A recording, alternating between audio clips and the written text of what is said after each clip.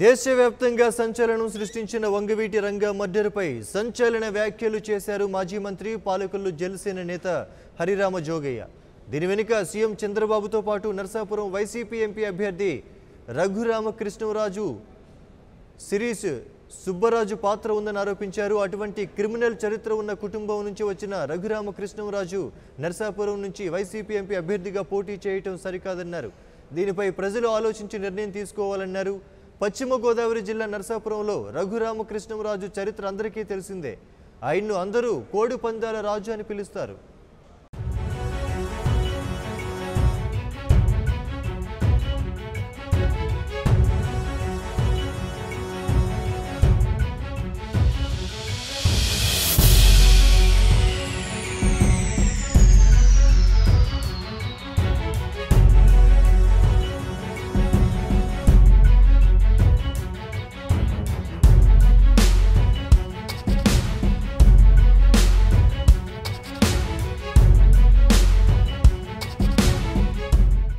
దేశవ్యాప్తంగా సంచలనం సృష్టించిన వంగవీటి రంగ మర్డర్పై సంచలన వ్యాఖ్యలు చేశారు మాజీ మంత్రి పాలకొల్లు జనసేన నేత హరిరామ జోగయ్య.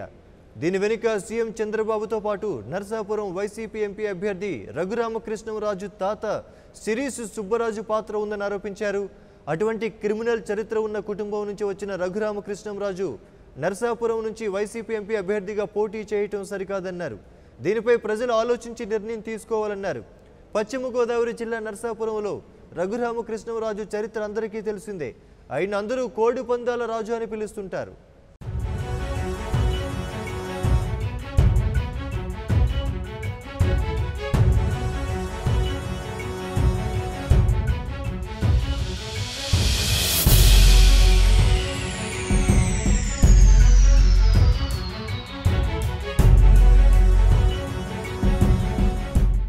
దేశవ్యాప్తంగా సంచలనం సృష్టించిన వంగవీటి రంగ మర్డర్పై సంచలన వ్యాఖ్యలు చేశారు మాజీ మంత్రి పాలకొల్లు జనసేన నేత హరిరామ జోగయ్య. దీని వెనుక సీఎం చంద్రబాబుతో పాటు నర్సాపురం వైసీపీ ఎంపీ అభ్యర్థి రఘురామకృష్ణరాజు తాత సిరీస్ సుబ్బరాజు పాత్ర ఉందని సంచలన వ్యాఖ్యలు చేశారు. ఈ అంశానికి సంబంధించి మరిన్ని వివరాలు మా ప్రతినిధి శివసాగర్ ఫోన్ లైన్లో అక్కడి నుంచి వివరాలు అందిస్తారు. శివసాగర్, చెప్పండి. Thank you Rajasekhar. ప్రస్తుతం ఎన్నికల సమయంలో మాజీ ఎంపీ హరిరామ జోగయ్య చేసిన వ్యాఖ్యలు కొంత సంచలనం రేకెత్తించేలా ఉన్నాయి. నర్సాపురం పార్లమెంటు పరిధిలో వైఎస్ఆర్సీపీ అభ్యర్థిగా పోటీలో ఉన్న రఘురామకృష్ణరాజు మీద ఆయన తీవ్ర విమర్శలు చేశారు. కోడి పందాల రాజుగా ఆయనకు పేరుంది. ప్రతి సంవత్సరం సుప్రీంకోర్టుకు వెళ్లి ఆయన కోడి పందాలకి అనుమతి తీసుకొస్తుంటాడు. ఈ పందాల వలన ఎన్నో కుటుంబాలు నాశనం అయిపోయాయి, ఎంతో మంది ఆర్థికంగా నష్టపోయారు. వాటన్నిటికీ కూడా ఈ రఘురామకృష్ణరాజే కారణం అని చెప్పి హరిరామ జోగయ్య ఒక పత్రికా ప్రకటన అయితే విడుదల చేశారు. దాంతో పాటుగా దేశవ్యాప్తంగా సంచలనం సృష్టించిన వంగవీటి మోహన రంగ హత్య కేసులో ప్రస్తుత సీఎం చంద్రబాబు నాయుడుతో పాటుగా సిరీస్ సుబ్బరాజు గారు కూడా ఉన్నారు. వీరంతా కలిసి కుట్ర చేస్తే ఆయన చనిపోయాడు. ఈ విషయం అందరికీ తెలిసిందే. గతంలో నేను చెప్పానని కూడా హరిరామ జోగయ్య మరొకసారి దాన్ని గుర్తు చేశారు. ఆ మనవడి ఎవరైతే ఈ సిరీస్ సుబ్బరాజు ఉన్నారో ఆయన మనవడు ఈ రఘురామకృష్ణరాజు అన్న విషయాన్ని కూడా ఆయన మళ్ళీ తెర మీదకి తీసుకొచ్చారు. దాంతో పాటుగా రఘురామకృష్ణరాజు మీద ఈ ఏదైతే ఈ ఆస్తులు ఎగవేత బ్యాంకుకి సంబంధించిన రుణాలు ఎగవేత లిస్ట్ లో ఆయన ఉన్నాడు. దాంతో పాటుగా ఈడీ కేసు కూడా ఆయన మీద ఉంది. వాళ్ళ కుటుంబానికి క్రిమినల్ చరిత్ర ఉన్న నేపథ్యంలో ఇటువంటి వ్యక్తులు, నేర చరిత్ర కలిగిన వ్యక్తులు, నేర నేపథ్యం ఉన్న కుటుంబ పరిస్థితులు ఉన్న వ్యక్తుల్ని ఏ విధంగా పార్లమెంట్ కి పంపిస్తారని కూడా ఆయన ప్రజల్ని ప్రశ్నించడం జరిగింది. దాంతో పాటుగా అంటే ఇప్పుడు ఎన్నికల నేపథ్యంలో మరొక 10 రోజుల్లో ఎన్నికలు ఉన్నాయి, ఎలక్షన్ జరగబోతుంది. ఈ నేపథ్యంలో ఈ మాజీ ఎంపీ హరిరామ జోగయ్య ఇటువంటి వ్యాఖ్యలు చేయడం కొంత జిల్లాలో సంచలనం కలిగించిందని చెప్పుకోవచ్చు. మరోపక్క నర్సాపురం పార్లమెంట్ కి జనసేన పార్టీ తరఫున పోటీ పడుతున్న నాగబాబు కూడా ఇదే తరహా వ్యాఖ్యలు చేశారు. వ్యాపారస్తుల్ని పార్లమెంట్ కు పంపిస్తే వారి వ్యాపార అభివృద్ధి గురించి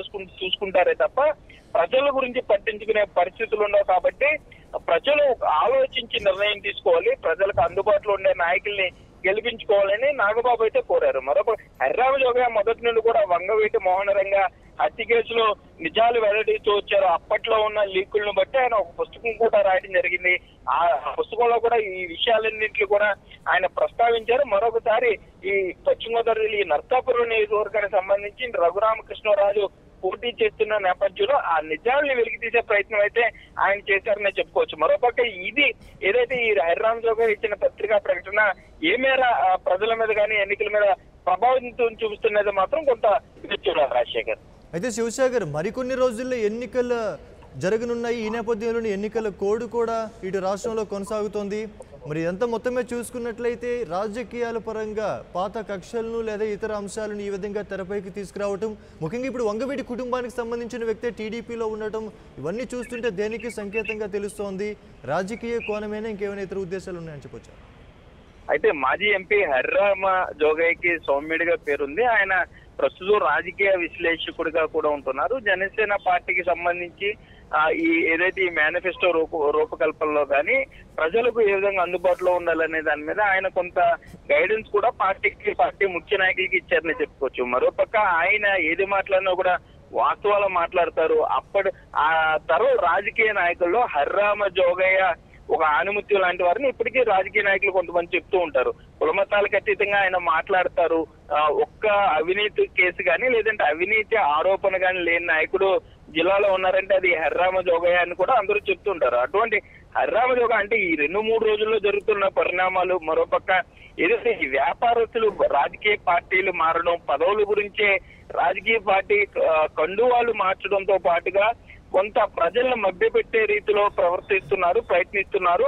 ఇందులో భాగంగానే వాస్తవాలు శివసాగర్ ఒక్క నిమిషం మనకి ఫోన్ లైన్ లో అందుబాటులో మనకి ఫోన్ లైన్ లో హరిరామ జోగయ్య మనకి అందుబాటులో వచ్చారు. హరిరామ జోగయ్య గారు, అసలు ఏం జరిగింది? అసలు ఈ వ్యాఖ్యలు చేయడానికి కారణం ఏంటి? మీరు ఒక్కసారిగా అటు వైసీపీకి సంబంధించిన అభ్యర్థిని, ఇటు టీడీపీ చంద్రబాబుని ఒకేసారి తెరపైకి తీసుకురావడం వెనుక ఉద్దేశం ఏంటి? దేనికి సంకేతంగా చెప్పొచ్చు? ఇది ఎలక్షన్స్ సందర్భం. ఓకే, ఈ సందర్భంలో అవసరమైన విషయాలు ప్రస్తావించాల్సిన నెస్టీ ఉంది కాబట్టి నేను ప్రస్తావించడం జరిగింది. ఓకే, ఇది కొత్తగా నేను ప్రస్తావించడం కాదండి. ఓకే, 2015 సంవత్సరంలో నేను నా రాజకీయ ప్రస్థానం అనేటువంటి ఒక పుస్తకాన్ని రిలీజ్ చేశాను నేను. ఓకే, ఆ పుస్తకంలోనే నేను మెన్షన్ చేశాను కూడా దీన్ని. ఓకే, దాన్నే మళ్ళీ మరొకసారి ప్రజలందరికీ గుర్తు చేయడం చాలా అవసరమైన ఉద్దేశంతో ఈ సందర్భంలో ఓకే, నేను ఆ ప్రకటనని విడుదల చేయడం జరిగిందండి, ఆ పత్రికా ప్రకటనని. ఓకే. అయితే దీనికి సంబంధించి ఏమైనా శాంతి భద్రతలకు విషయంలో ఏమైనా ఇబ్బందులు వచ్చే అవకాశం ఉందంటారా? ఎందుకంటే ఎలక్షన్ అనగానే అభ్యర్థుల మధ్య పోటాపోటీ వాతావరణం నెలకొంటుంది, అందరూ గెలుపు కోసమే ప్రయత్నం చేస్తారు కనుక మరి ఇటువంటి సందర్భాల్లో ఇటువంటి వ్యాఖ్యలు అటు ప్రత్యర్థులు కావచ్చు లేదా మీరు ఎవరిమైతే వ్యాఖ్యలు చేస్తారో వాళ్ళు ఏ విధంగా రిసీవ్ చేసుకునే అవకాశం ఉంది? ఇది రఘురామకృష్ణరాజు గారు ఈవేళ సాక్షి పేపర్లో ఓకే ఆయన ఒక ప్రకటనని విడుదల చేయడం జరిగిందండి. ఓకే, నా మీద ఏవో కొన్ని ఆరోపణలు చేస్తూ ఆయన ఇష్టానుసారంగా మాట్లాడాడు. ఓకే, దానికి జవాబుగా నేను కూడా సమాధానం చెప్పుకోవాల్సిన నెస్టీ ఉంది కాబట్టి నేను ఈ ప్రకటన విడుదల చేయాల్సిన నెస్టీ వచ్చింది తప్పితే ఓకే, ఇదేదో లేకుండా మాత్రం మాట్లాడేది. ఓకే, ఆ రోజుల్లో జరిగినటువంటి వాస్తవమైనటువంటి విషయం ఇది. ఓకే, వాస్తవం కానిటువంటి విషయం మాత్రం కాదు ఇది. ఓకే, ఆ రోజుల్లోనే జరిగింది. ఓకే, ఆ రోజుల్లో జరిగిన విషయాలు 2015లో నా పుస్తకంలో నేను పరిశోధన చేశాను. ఓకే.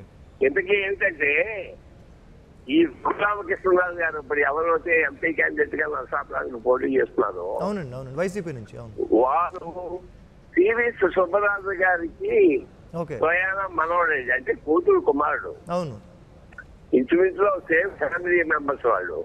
ఓకే, ఆ రోజుల్లో వంగవీటి రంగా హత్యకి చంద్రబాబు నాయుడు గారు ఎంత కారణం, సివి సుబ్బరాజు గారు కూడా అంతే కారణం అని చెప్పేసి నేను పుస్తకంలో కూడా రాయడం జరిగిందండి. ఓకే, ఆ రోజుల్లో నేను బహిరంగంగా అనేకమైన పబ్లిక్ మీటింగ్స్ లో కూడా చెప్పడం జరిగిందండి. ఓకే, ఆ విషయాన్నే అలా చేశాను. అలాంటి కుటుంబం నుంచి వచ్చిన రామకృష్ణరాజు గారి క్యాండిడేట్ గా నిలబడటం, అలాంటి ఆయన్ని ఎంపీగా పంపించి సరైన విషయం ఆలోచించండి ప్రజలకు విజ్ఞప్తి చేయడం జరిగిందని. ఓకే, అయితే హరిరామ జోగయ్య గారు ఇటు ఎవరైతే ఎంపీ అభ్యర్థిగా పోటీ చేస్తున్నారో అతనిపైతో పాటు ముఖ్యంగా చంద్రబాబు నాయుడు పైన కూడా మీరు ఇందులో ప్రస్తావించడం జరిగింది. అంటే మీరు ఇంతకుముందు చెప్పినట్టుగానే బుక్లో ప్రస్తావించడం వేరు, ఇప్పుడు ఎన్నికలు వస్తున్న సమయంలో ఒకేసారి అటు వైసీపీకి ఇటు టీడీపీకి ఒక కౌంటర్గా ఈ మాటలని చెప్పడం వేరు. అంటే ఎలా చూడొచ్చు ఇదంతా? ఇది కొత్తగా సృష్టించిన విషయం మాత్రం కాదండి, వాస్తవంగా జరిగిన విషయాలనే ప్రస్తావించడం జరిగింది. ఇది సృష్టించిన విషయం మాత్రం కాదు. ఇది ఓకే, అది కూడా చెప్పాను కదా, రఘురామకృష్ణరాజు గారు అనవసరంగా నా మీద లేనిపోయిన విషయాలన్నీ కూడా సాక్షి పేపర్లో తీసుకొచ్చి పెట్టడం నాకు కొంచెం మనస్తాపాన్ని క్రియేట్ చేసింది. అందుకని తప్పనిసరిగా జరిగిన విషయాలు ఏమిటో నేను చెప్పాల్సిన మెసేజ్ వచ్చి చెప్పడం జరిగిందండి ఇది. ఓకే, అంటే వంగవీటి రంగా హత్య కేసు అనేది అప్పట్లో సంచలనం సృష్టించింది. ఇప్పటికి కూడా అదొక మిస్టరీగానో లేకపోతే ఒక సంచలనాత్మకమైన వార్తగానే చూడొచ్చు మనం.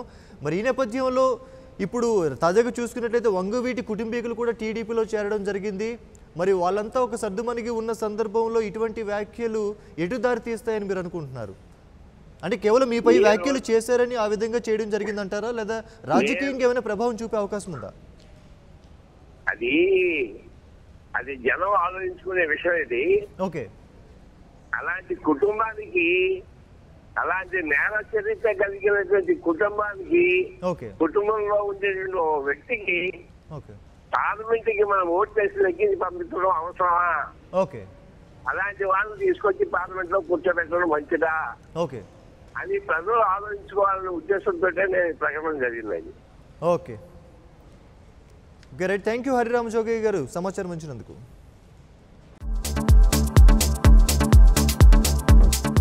Hello, this is your Nandu.